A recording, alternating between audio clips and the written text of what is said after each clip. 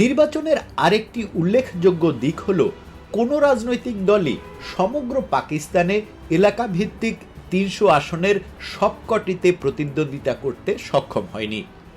উপরন্তু পূর্ব বাংলার এক সময়ের জনপ্রিয় রাজনৈতিক দল মাওলানা আব্দুল হামিদ খান ভাসানীর ন্যাশনাল আওয়ামী পার্টি ভোটে মুক্তি আসবে না এবং ভোটের আগে ভাত চাই এই স্লোগান তুলে নির্বাচন বয়কট করে।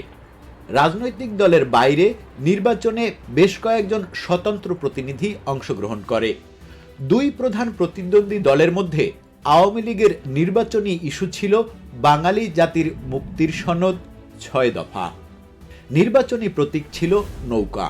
২৮ অক্টোবর রেডিও টেলিভিশনে নির্বাচনী ভাষণে আওয়ামী লীগের প্রধান বঙ্গবন্ধু শেখ মুজিবুর রহমান এ নির্বাচনকে ৬ দফা কর্মসূচির ওপরে গণভোট বলে আখ্যায়িত করেন। বাংলার ইতিহাস এদেশের মানুষের রক্ত দিয়ে রাজপথ অঙ্কিত করার ইতিহাস। ১৯৫২ সালে রক্ত দিয়েছি, ১৯৫৪ সালে নির্বাচনে জয়লাভ করেও আমরা গদিতে বসতে পারি নাই। ১৯৫৮ সালে আইয়ুব খান মার্শাল ল জারি করে ১০ বছর পর্যন্ত আমাদের গোলাম করে রেখেছে।